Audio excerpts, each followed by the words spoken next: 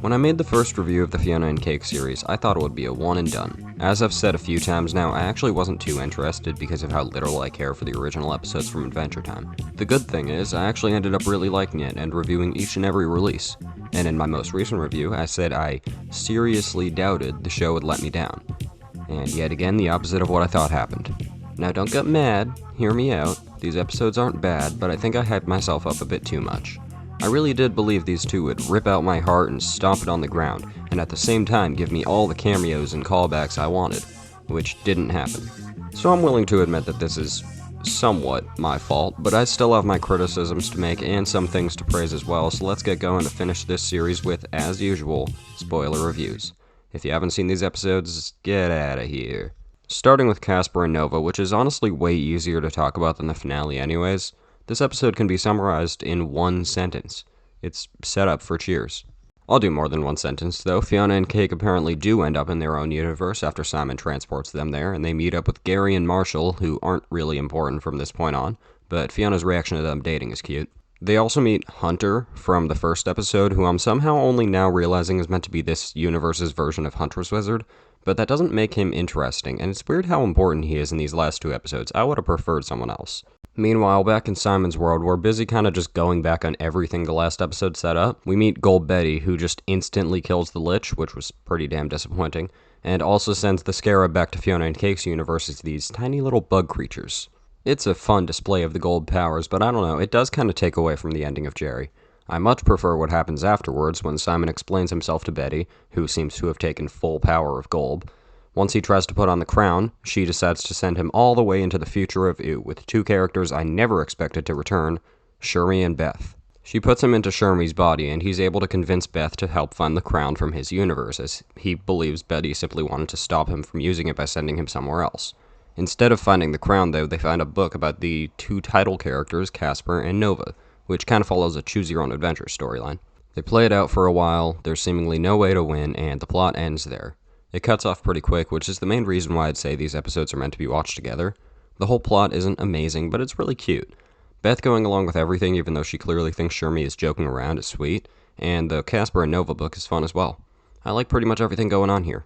Simon himself is obviously good, but his involvement in the plot doesn't really go anywhere until the finale, so I'll save my thoughts for then.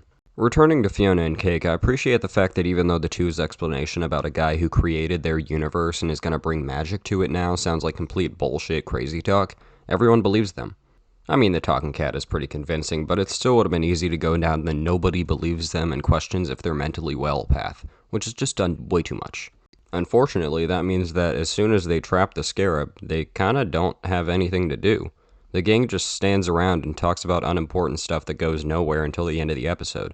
This is the main reason why Fionna, Marshall, and Gary are all at their worst here, and why Cake is at her best.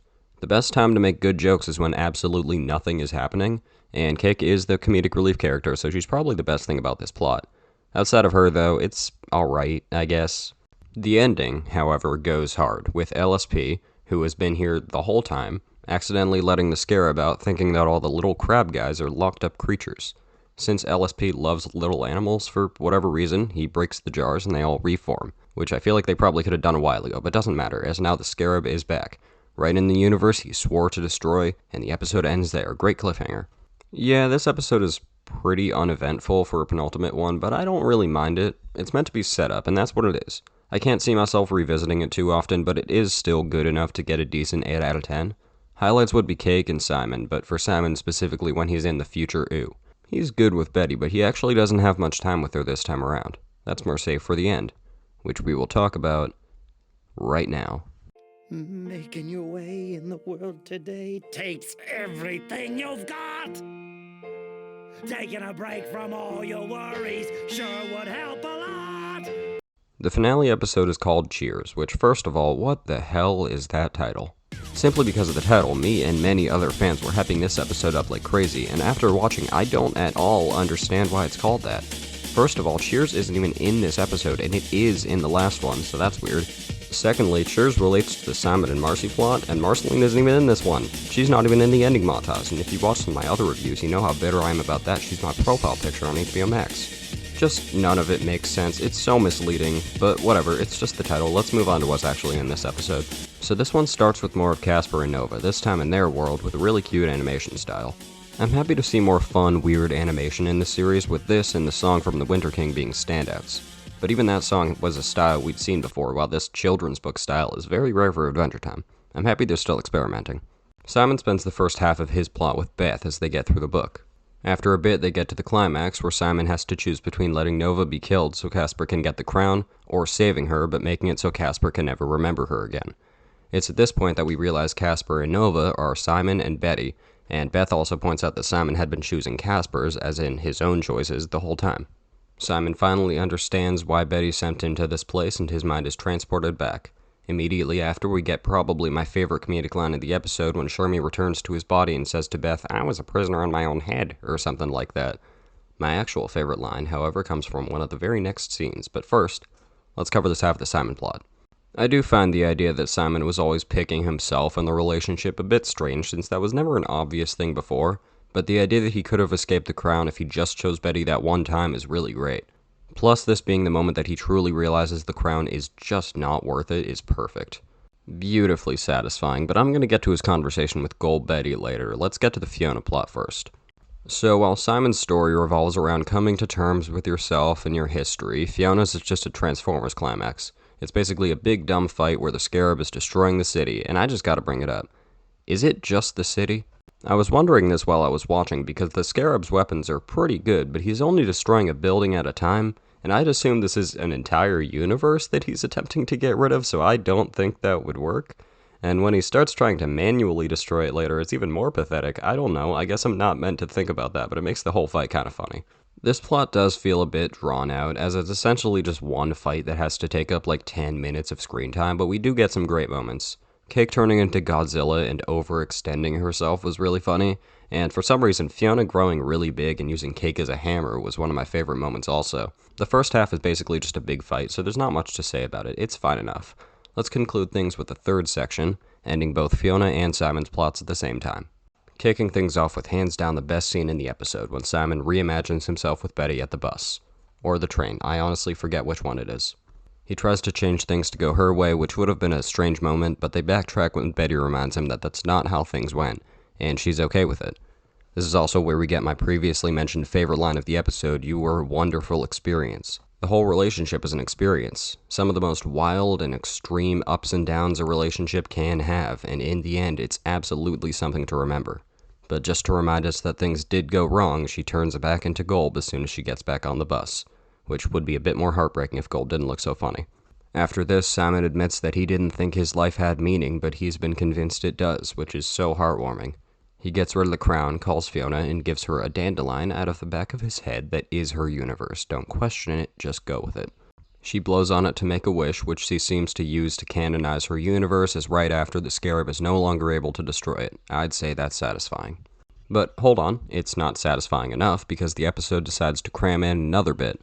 This is when the Scarab starts trying to break the universe manually, which seems unnecessary, and then he gets crushed by a tank from the Star, holding Baby Finn, Jay Mertens, Little Destiny, and the squirrel?